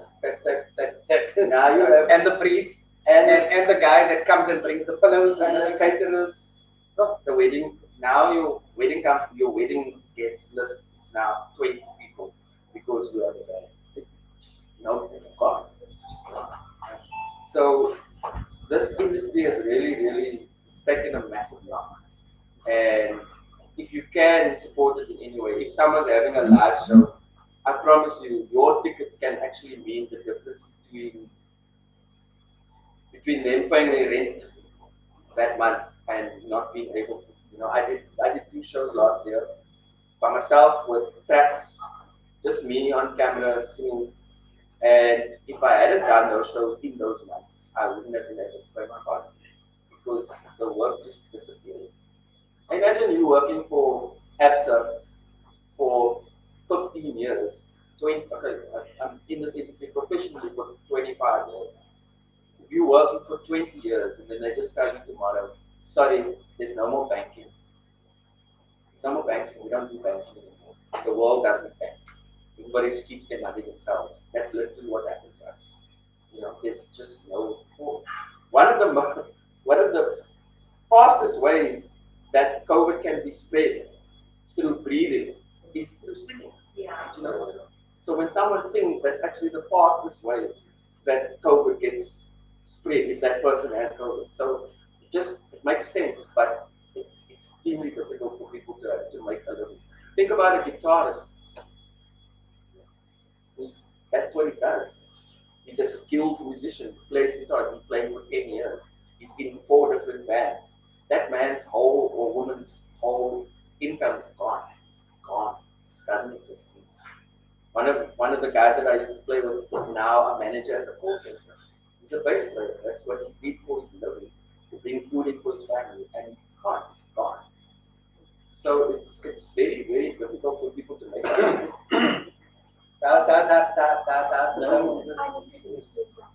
Yes, please. So, for example, my son is a soccer. Yeah, my son is a soccer player, and so he is very obsessive about it. But we try to encourage him to don't only focus on soccer because anything can be anything, and if there goes your soccer, you can't play. So don't you think that in acting that is part of education that you need to give new actors and actresses now? Because at the end of the day, a pandemic is real for us. Things are going to happen in the world. And so that industry is now, you guys have experienced it. It's good. It affects your daily existence, basically. For actors and actresses also, same with soccer, isn't something that you guys can do? Because you do your singing, but even that is now affected. So performing arts, that whole industry is affected. Isn't there some way that I do it? I get that from another country. I'm not doing door to door because that's what we have to do. Is there some way that you guys can think of that? Seriously, hear your answer to that because I've also got an answer to that. I'm still optimistic. I still hope that we'll get to a space where we can go back to where we were, or if not at the same level that we are, where things are a little bit more relaxed. We're now in our third wave, which kind of says to me that maybe I'm being too optimistic. But I don't want to discourage people from following what their passion is. I think if you want to be a dancer or a singer or an actor, you end up working in the call center for the next 15 years. You're going to be horribly unhappy. That's just how I look at it, But the thing is, it's also the opportunity to look at other fields within that sphere, There's not that much theatre happening, but you can still perform. You might not be able to, act in it, but you can maybe work in the wardrobe. There's other things that you can do. When it comes to sports, sport has pretty much relatively returned to normal, except for audience like crowds. There's not that many people hanging out. Even now at the Olympics, they're talking about not having crowds and banning alcohol at the Olympics. So it's crazy. The Japanese people were like, we don't want this. We don't want the people to come here. And then the government said, well, okay, we'll ban alcohol. Japanese were like, what are you talking about? Anyway, so yeah, maybe they were talking to so, but it's a difficult thing to say. It's difficult to try and tell your kid you can't achieve the dream that you have. It's not viable now. I think I said it wrong. For example, I into politics. Politics doesn't pay. Let's just lock it ourselves. It doesn't pay. You have to be corrupt to be able to live a rich life. Thanks Okay? So Thanks to I'm not all stopping. that statement. I'm not stopping my passion. I'm continuing my politics, and I do it full time. But I have it. And so I guess I'm trying to bring it in that way. Your passion is not going to stop. And it's always going to be something that you pursue. However, is it things of that? But All right, yeah. There's a big difference between full time Let me jump in here. and having it as you. Okay, I'll give you an example. If you are a member of an amateur society, like amateur dramatic society, right? People are saying, but why don't you just do that? Why don't you just put on shows and tell people to come? But those people, they have a job, they have a normal job, and they do this on the side. Whereas a full-time performer, they exist for what they get from performance. That's it. That's all they get. There's no other options for them. So there's no way to say I have a job, but I also do acting. It's extremely difficult because if you get called for a casting tomorrow, you can't go to the casting to that job, which means you don't get that job as an actor. Which means now you're just working in the course. You can't. It's extremely difficult to do a full-time job and to be a performer. Extremely. Here's what one of my guests said, right here. They said the moment you go for let's get a plan B in place, you're already telling yourself that plan A is going to fail.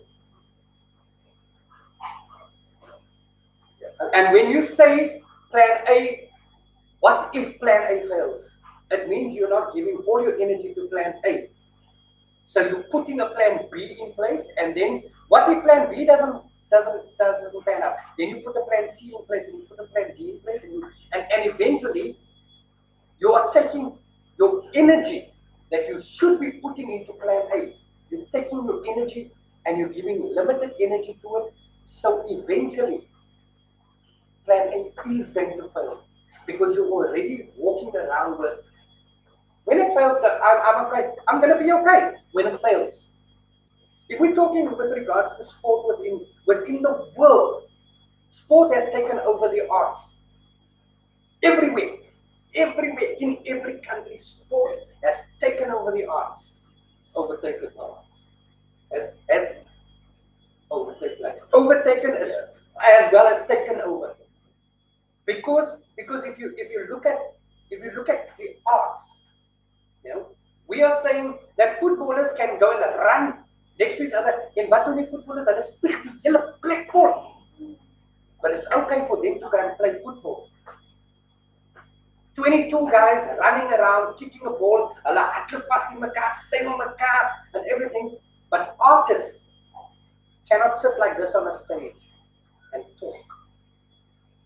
We cannot have an audience that sits at least 2 meters away from us.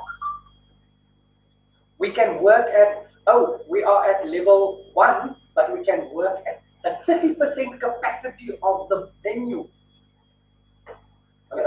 These are to watch football. They can down to TV on football, and most people watch sport on TV. Most people. So those people that were watching sport and the channels that were putting on sport is okay with showing the football match because they didn't really always just show the crowd at the football match, they showed the game. So everyone is happy with that happening. When it comes to the arts, everyone is like, whatever. And I will say to you now, if your son if football is his passion, he can still live that dream. Because they will still make sure that football happens because the channels that is putting football on for us that cannot go out and go and sit at the football match, we will still be paying the DSTV fees and the MNet fees and the KTN fees and the whatever fees. We will still pay it because we can watch that game on TV. And your son will still have a job to play the. I understand where you're coming from because you want your kid to have stability. You want them to be able to support And themselves. they get through that. Exactly, Because right? that you need a backup. Yeah, but where I see where Noel's also coming from. You have to put all your energy into something for it to succeed. So, like an entrepreneur, if you're an entrepreneur, you work 24/7. You don't have business hours. You have to put all your energy into that one thing. Where for me, where I'm lucky, that's how I look at it. I'm lucky that I made this change in my life. Is that I have diversified within my spirit, right? So some people might know me for singing. Some people might know me for acting, but that is not the only things that I do. I write jingles. I write songs for other people. I do dubbing. So dubbing is when you see an Indian movie on TV, but they're speaking in English. That's another person's voice there. I do that for 3 different companies. It's liquor, but it's not what I or it's not what I wanted to do when I started this thing. But it's certain things that you have to do in order to keep going until things normalize, if they ever normalize. Right? So I understand as a preventative measure, to tell your son, find something else. It's what most parents would do. You know what I'm saying?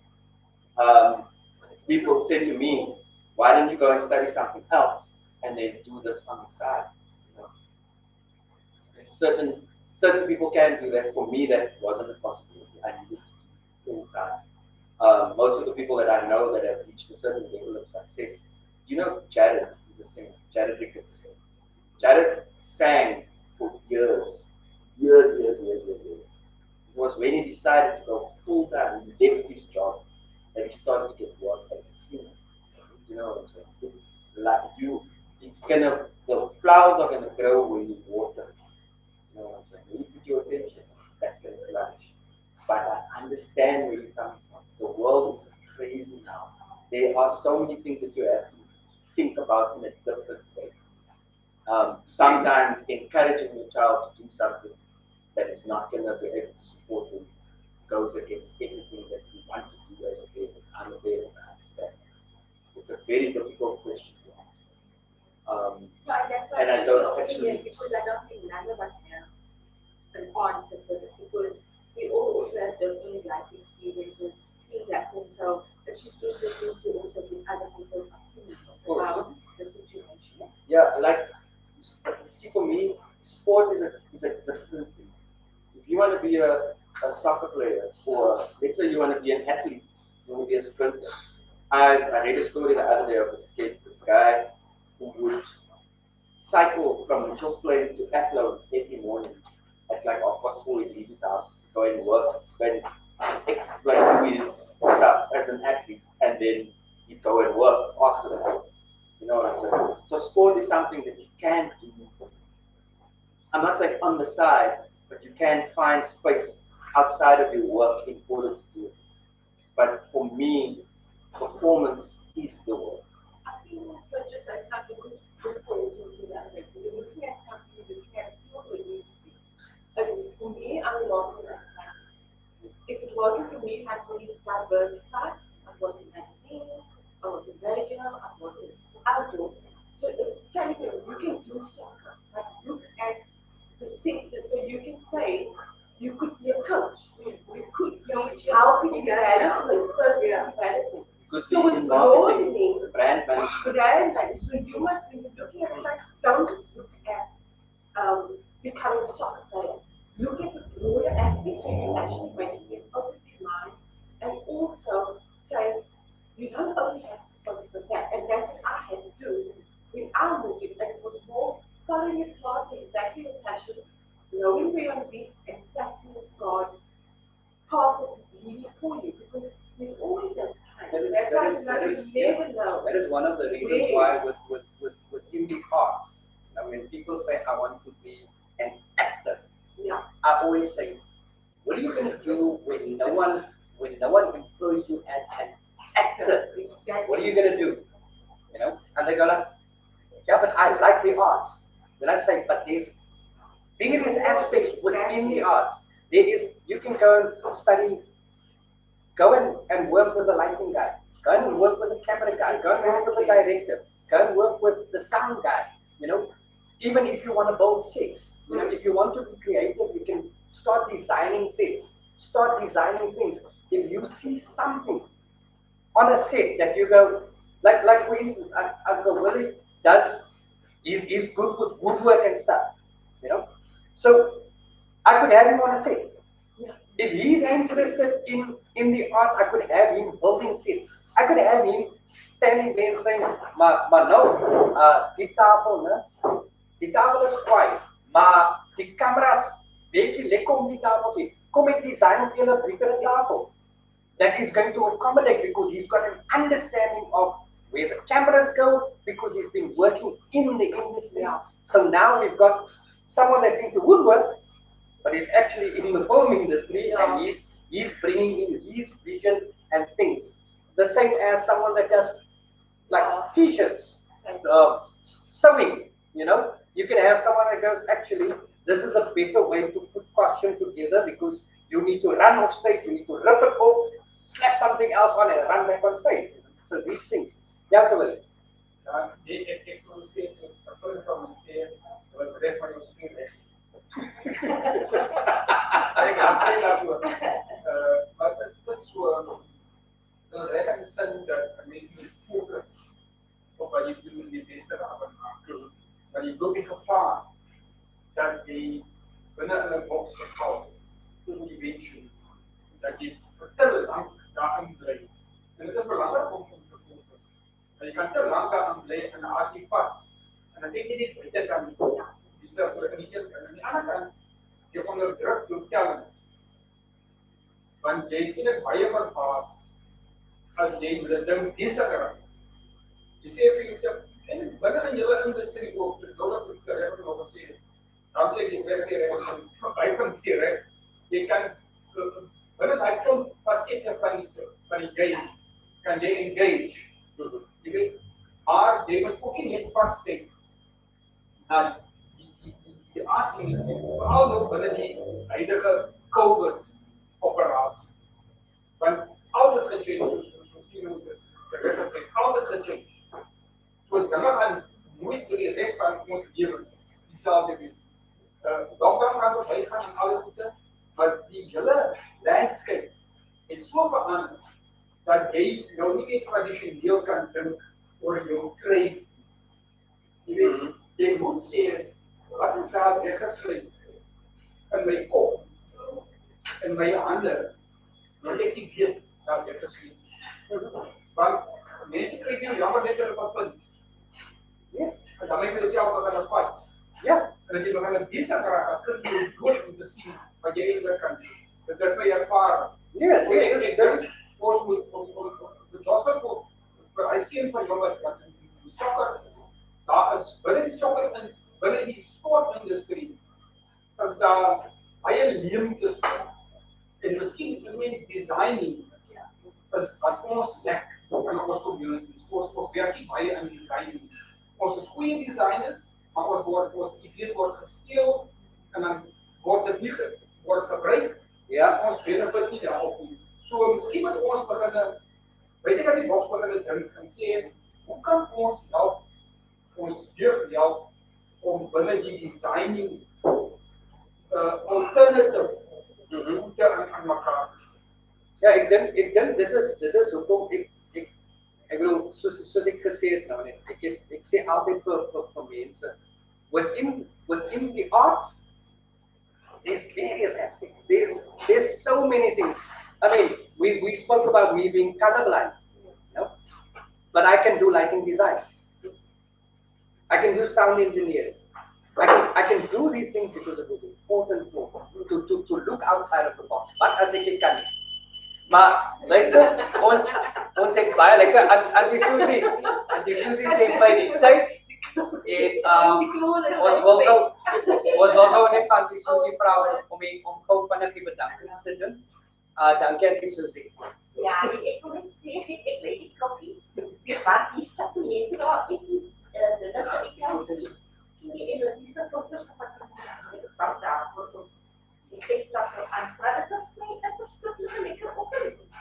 Ik denk dat het zo lekker En so baie geleer.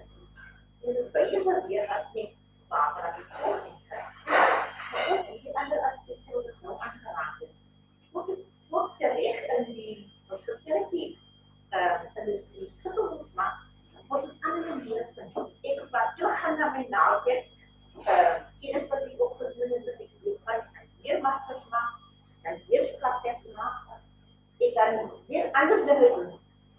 Hoe ek kan weer teruggaan na die ou kerk toe, of ander dingen ook explore te waar. Ek sou so graag sy stem wil hoor. Nou ja, ons mag nie ek wil so, ek wil even aan de pak gee. Dankie. En dankie dat jy gekom het, dankie dat jy steeds geluister en julle breakfast, ek het 'n lekker nog nie van sit en eet. Maar ek sou nou net nou, jy moet seker nou die antwoord Ik kan vanaf.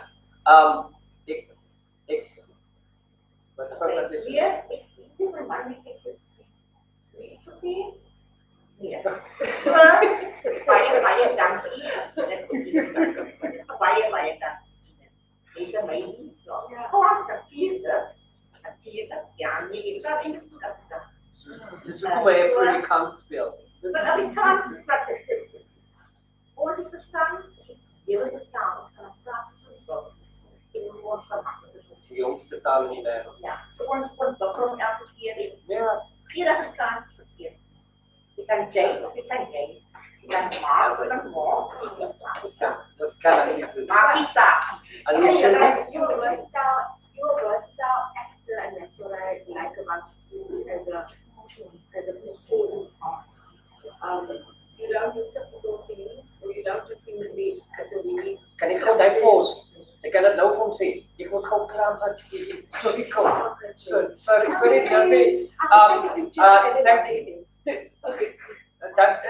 Dank je, Susie.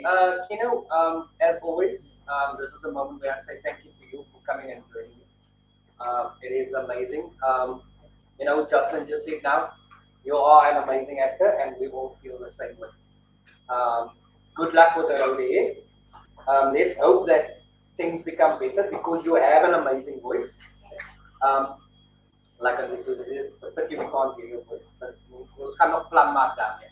Right? But thank you for coming, thank you for joining me, and thanks for the love you showed me. Thank you. Right? Thanks. Thanks To very much. everybody for coming out on such a cold morning. I appreciate it. You know that you go worry, but except in a t-shirt. Yeah, no, I said it just like it's the word. It's like 15 years in the UK. It's like in the UK. Yeah. So, ladies and gentlemen, I know you are wondering who's going to be here. Next week, we've got a double bill. We've got two amazing actors. Julle ken hulle as Langes en Anton en Arendsley. So yeah, Bobby Steeman and Dean. Oh yeah, you can have now.